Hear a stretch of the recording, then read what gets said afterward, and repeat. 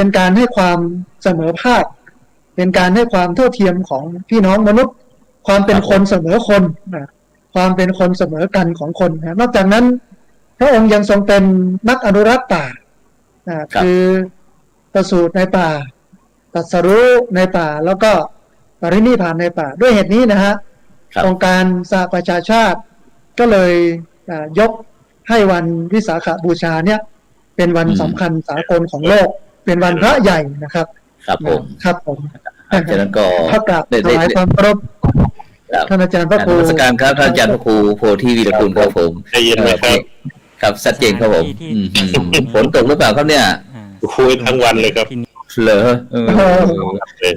นึกว่าไอ้ขึ้น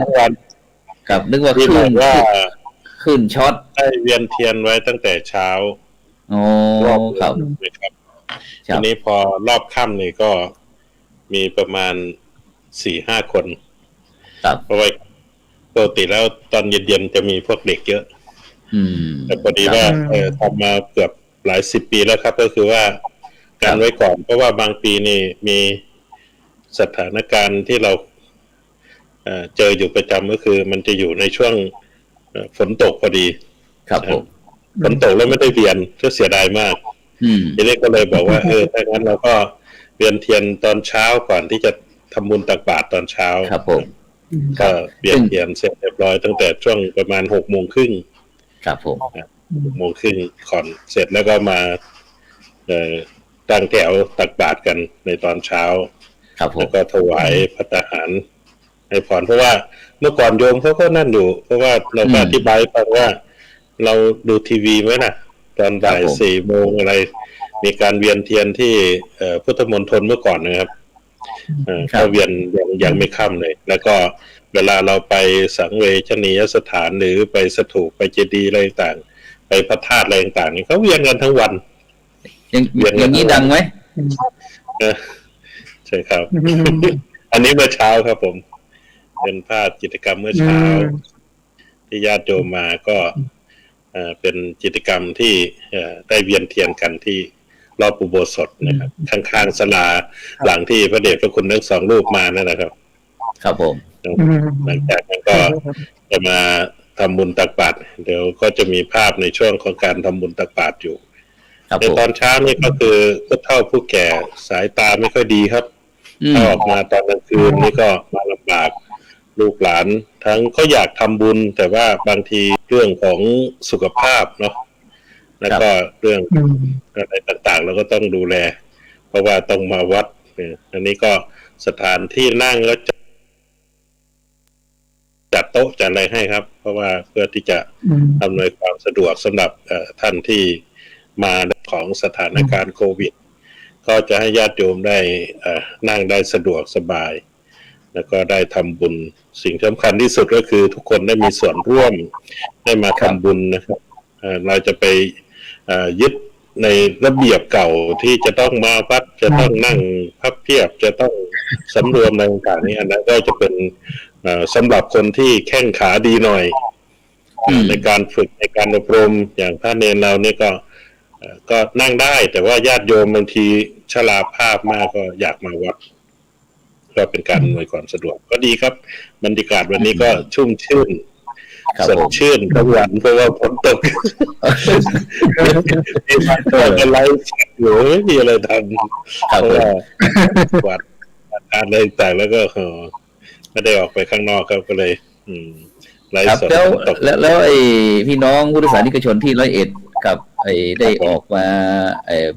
ทำบุญทำกุศลครับเนื่องในวันวิสาขบูชาเยอะไหมครับอาจารย์ครับในภาคเช้าก็มีการกลัวโควิดบ้างไหมตอนนี้ไม่กลัวกันนะครับเพราะว่าเดี๋ยวนี้ก็เป็นโรงพยาบาลสนามเพิ่งจะปิดไปเมื่อวันที่10นะครับเพิ่งปิดไปเมื่อวันที่10ที่ผ่านมาเพราะว่าตอนนี้คนก็ไปรักษาตัวที่บ้านกันแล้วก็เข้าใจในส่วนต่างๆก็มาวัดกันปกติครับไม่ได้กลัวเพราะว่าอย่างสถานที่เราก็สแตนด์บายนะครับแต่ว่าไม่เจอก็ถือว่าเป็นบุญอยู่อาจจะเป็นบุญที่เราคอย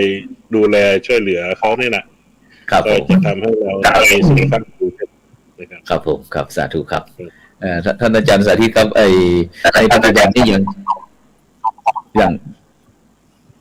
รู้สึกเสียงจะสะท้อนสักหน่อยเนาะอย่างนั้นที่วันนี้ครับหลวงพ่อก่อนที่พวกเราจะเข้ารายการครับวันนี้คุณหลวงพ่อพระเทพสิงหาวรจารย์นะครับรองเจ้าคณะจังหวัดเชียงใหม่นะครับเจ้าอาวาสวัดพระสิงห์วรมหาวิหารนั้นก็ได้แสดงพระธรรมเทศนาครับว่าบอกว่าในปัจจุบันเนี่ยครับอย่างที่สหประชาชาติได้ให้ความสนใจเกี่ยวกับเรื่องความวิกฤตของโลกนะครับในปัจจุบันเนี่ยครับโดยเฉพาะในการที่พวกเราเป็นชาวพุทธนะครับที่ปัญหาต่างๆที่มันเกิดขึ้นในโลกเนี่ยครับเราจะนำหมายความว่าพุทธวิธีหรือว่าวิธีของผู้รู้หรือว่าของพระพุทธเจ้าครับมาประยุกต์ใช้ในการดำเนินชีวิตในโลกในปัจจุบันได้อย่างไรนะครับโดยเฉพาะในปัจจุบันเนี่ยวิกฤตของโลกไม่ว่าจะเป็นเรื่องการเปลี่ยนแปลงของสภาพดินฟ้าอากาศผู้สูงอายุ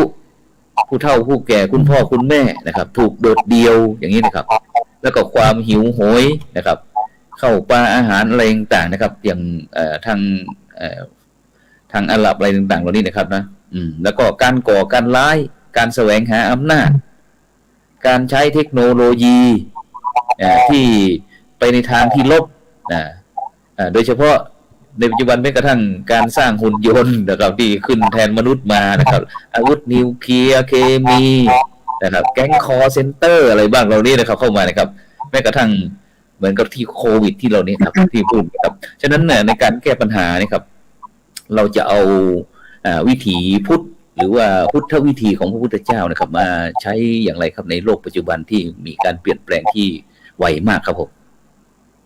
ครับก่อนที่จะพูดคุยถึงพุทธวิธีซึ่งได้น้อมนำเอาธรรมะของพระพุทธเจ้ามาปฏิบัติใช้ในการคลี่คลายสถานการณ์ต่างๆอาจจะอาจารย์เมื่อกี้พูดถึงผู้สูงอายุนะครับครับแล้วก็โยงไปกรณีของหลวงปู่แสงซึ่งก็เป็นข่าวคราวที่โด่งดังก็น่าจะจบไปแล้วในมิติอื่นแต่ผมมองเห็นเรื่องมิตินี้ที่จะต้องพูดแล้วก็สะท้อนมาถึงตัวเองว่าผู้ป่วยอายุเยอะครับ80-90เนี่ยตอนเนี้ยถ้าเป็นพระธรรมดาพระบ้านๆเนี่ยก็ต้องสึกกันนะครับทำไมถึงต้องสึกเพราะว่าไม่มีใครดูแลอยู่ที่วัดจริงๆนะฮะเดี๋ยวนี้ถ้าป่วยหรือคนที่เป็นพระสังฆาธิการก็ตามเนี่ยมองแล้วว่าลูกศิษย์ลูกหาไม่แน่นหรือไม่เยอะถึงขนาดนั้นเนี่ยถ้าป่วยมาถ้าแก่มาใครจะมาดูแลก็จำเป็นต้องสึกตอนนี้ก็มีสถิติจากสำนักงานพระพุทธศาสนาแห่งชาติว่าสึกเยอะนะครับพระสังฆาธิการสึกไปให้ญาติโยมดูแลหรือไปทำธุรกิจไปดำเนินชีวิตชาวบ้านนะมีครอบครัวให้ครอบครัวดูแลเยอะมันก็เป็นปัญหาของผมนะแล้วก็เป็นปัญหาของคณะสงฆ์ว่าวันนี้ต้องมาคิดกันให้เยอะคิดกันให้มากแล้วว่ามันจะสร้างระบบหรือสร้างหลักประกันอะไรที่มาช่วยดูแลพระผู้สูงอายุอย่างว่าได้พระคุณทั้งสองรูปเนี่ยนะอีกนานเนี่ย20 ปีหรือว่านั้น20 ปีเนี่ยนะที่ถูกพลาดพิงก็ต้องพูดสักหน่อยนะอาจารย์พระครูอีก20 ปีนะถ้าถึงวัยชราภาพเนี่ยอย่ารู้สึกลูกหาไม่แน่นก็ลำบากในการจะอยู่ในการจะดำรงความเป็นพระแต่ว่าพระทั่วประเทศเดี๋ยวนี้เนี่ยแต่ละวัดเกือบทุกวัดมีพระรูป2 รูปซึ่งก็อายุเยอะนะฮะผมก็มองไม่เห็นว่าจะมีมาตรการไหนมีวิธีการไหนมาช่วยดูแลผู้สูงอายุถ้าเป็นคฤหัสถ์ก็โอเคนะมีสปสช.กองทุนหลักประกันสุขภาพมาช่วยดูแลมาช่วยระบบนั้นนะมีเบี้ยยังชีพนะแต่พระเนี่ยไม่ได้นะฮะพระไม่ได้เบี้ยยังชีพถูกตัดออกนะโดยระบบก็ถ้าไปถึงอายุตรงนั้นเนี่ยใครจะมาดูแลหรือรัฐจะมีระบบยังไงมาช่วยดูแลพระสงฆ์เพราะว่าพระสงฆ์ก็เข้าสู่สังคมผู้สูงอายุอันนี้เป็นประเด็นคำถามที่ฝากไว้อาจจะตอบไม่ตอบก็ได้ถ้ามีเวลานะทีนี้มาพูดถึงเรื่องพุทธวิธีหรือธรรมะที่เราจะน้อมนำเอามาจากวันนี้ซึ่งเป็นวันวิสาขบูชาวันประสูติตรัสรู้แล้วก็ปรินิพพานของพระพุทธเจ้ามาใช้ในชีวิตประจำวันก็ต้องมุ่งตรงไปที่อันแรกก็คือเรื่องของอริยสัจสี่ครับความจริงอันประเสริฐ4 อย่างซึ่งมีความเป็นวิทยาศาสตร์อยู่ในตัวมีเรื่องของทุกข์ได้แก่สภาพที่เป็นปัญหาสมุทัยะเหตุต้นเหตุของปัญหานิโรธความดับไปของปัญหามรรควิธีการแก้ปัญหาเพราะฉะนั้นทุกปัญหาที่เกิดขึ้นกับเราบนโลกนี้เนี่ยผ ผมอยากจะให้ชาวพุทธพี่น้องชาวพุทธทุกคนเนี่ยเอาหลักนี้ไปตั้งไว้ก่อนเมื่อปัญหาเกิดขึ้นแล้วสภาพที่มันเป็นปัญหานะตอนนี้เราเจอปัญหาแน่นอนละที่จริงปัญหาเนี่ยมันจะลดลงครึ่งหนึ่งถ้าหากว่าเรารับว่ามันเป็นปัญหาที่ควรรีบดำเนินการก็เรียนแบบเป็นการน้อมนำเอาหลักของอริยสัจสี่เอามาใช้กับโลกซึ่งเป็นโลกของฆราวาสนะครับว่าทุกปัญหาเกิดขึ้นมันมีสาเหตุนะมันมีทางแก้ไขนะมันมีวิธีการนะมีความดับไปนะถ้าเราเอาธรรมะโดยเฉพาะหลักอริยสัจสี่มาปฏิบัติใช้ในชีวิตประจำวันเนี่ยชาวพุทธก็จะเป็นคนที่มีความสุขมากในการดำเนินชีวิตนะจะถึงแม้ว่าไข่จะขึ้นหมูจะขึ้นน้ำมันจะขึ้นก็จะมีความสุขอยู่กับสถานการณ์ที่มันเปลี่ยนแปลงไปนะครับอันนี้อันที่หนึ่งนะอันที่หนึ่งอันที่สองก็เป็นเรื่องของการเอาหลักธรรมสูงสุดของพระพุทธศาสนาก็คือเรื่องของการมองถึงเรื่องความเป็นทุกข์แล้วก็ความดับทุกข์ที่พระพุทธเจ้าสอนนะครับทุกข์และความดับทุกข์ทุกข์ก็สภาพที่เป็นปัญหาความดับทุกข์ก็คือการปล่อยวางสูงสุดก็หมดจากทุกข์ทุกข์ยึดไว้ก็หนักกักไว้ก็ทุกข์ปล่อยวางว่างเว้นจึงเป็นสุขอย่างนี้ก็จะสบายใจในการใช้ชีวิตในความเป็นอยู่ในแต่ละวันนะครับพระอาจารย์ครับมี2เรื่องครับพระอาจารย์ครับครับผมครับสาธุครับไปที่ท่านอาจารย์พระครูโพธิวีรกุลครับท่านอาจารย์ครับผมครับผมจะเสริมเติมเต็มสักนิดหนึ่งครับผมครับก็อย่างที่พระอาจารย์สาธิตได้กล่าวก็คือถ้าเราจะพูดเรื่องของพุทธวิธีหรือหลักในการแก้ไขปัญหาก็เรื่องของอริยสัจสี่อย่างที่ว่าเพราะว่านอกจากนั้นก็คือวิธีการนะครับก็คือก็ดูว่าปัญหาหรือเรื่องที่เกิดขึ้นมันว่านานแค่ไหนก็จะเหมือนเราเป็นป่วยเป็นคนไข้เนี่ยครับไปหาหมอก็วินิจฉัยหรือสมมติฐานของโรคเมื่อเจอว่าเป็นโรคนี้ก็จัดยาให้ก็อย่างที่เราว่ามันก็จะมีวิธีการในการแก้ไขปัญหาหลายๆเรื่องด้วยกันทุกสิ่งทุกอย่างอย่างที่พระอาจารย์ว่านะครับก็คือว่าต้องยอมรับสภาพความเป็นจริงส่วนมากคนไม่ค่อยยอมรับความเป็นจริงมันจะหาเรื่องแก้ตัวไปบอกว่าไม่ใช่ไม่ได้ทำอะไรแต่คือถ้าเรายอมรับถ้าจนก็จนถ้ามีก็มีอะไรต่างนี้ถ้ามันถึงคราวจะต้องพัดพลาดถึงคราวจะต้องเจอสภาพก็ต้องยอมรับไม่ได้ครับแล้วก็อยู่ไม่ได้ก็อย่างที่พระพุทธเจ้าท่านมีหลักธรรมในเรื่องของปฏิรูปประเทศนะครับก็คือว่าในการปรับตัวให้เข้ากับสถานการณ์แล้วก็เรื่องของการแก้ไขปัญหาเรื่องการคนอยู่มากมีปัญหาอะไรต่างแล้วก็มีอยู่ในเรื่องของอักขณสูตรเรื่องอะไรต่างก็มีอยู่แล้วในการแย่งอาหารแย่งที่อยู่แย่งอะไรกันแล้วก็เรื่องราวที่เกิดขึ้นนี่ก็คือถ้าเรามีหลักส่วนมากแล้วเราจะหลงหลักก็คือว่าในเรื่องของเหตุการณ์ต่างๆที่เกิดขึ้นเนี่ยไม่ว่าจะเป็นเรื่องสื่อเรื่องการสื่อสารเรื่องการสัมผัสอายตนะภายนอกภายในของเราเนี่ยบางทีถ้าเราไม่มีหลักเนี่ยมันจะทำให้เราทำใจลำบากเหมือนกันเพราะว่าก็อย่างมีคำที่บอกว่าดูหนังดูละครแล้วย้อนดูตัวยิ้มย่อเล่นหัวเต้นด้วยมันฝันอะไรเนี่ยก็คือว่าเราดูคนอื่นดูได้ให้เป็นคติเตือนใจแต่ว่าอย่าเอาใส่ใจมากก็คืออย่าหลงประเด็นอย่างเช่นวันนี้วัน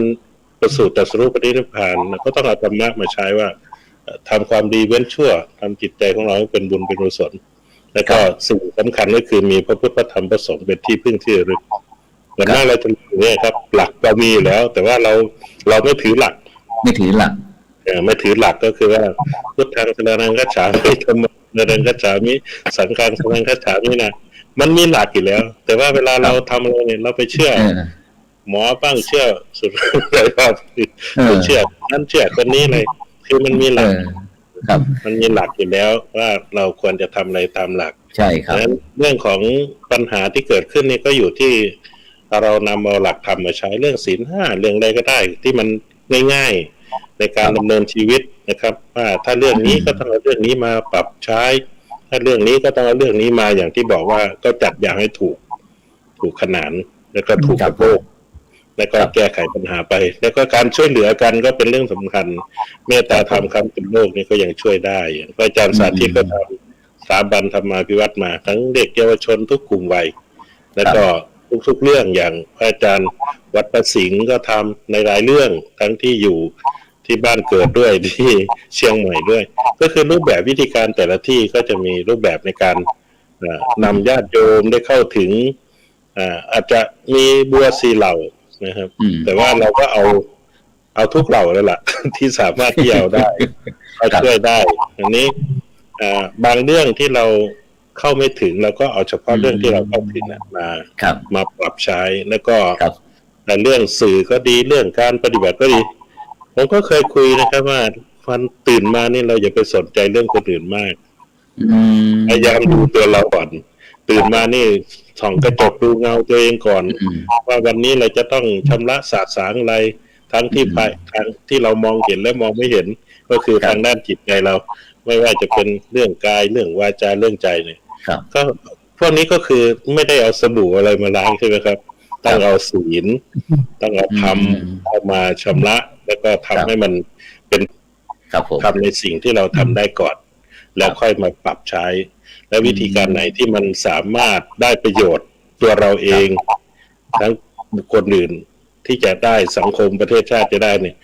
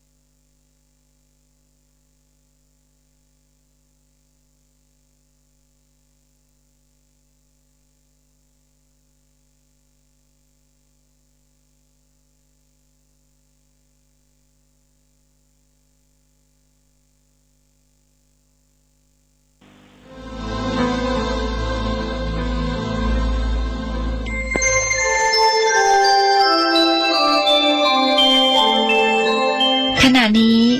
ท่านกำลังฟังสถานีวิทยุกระจายเสียงพระพุทธศาสนา FM 104.5 เมกะเฮิรตซ์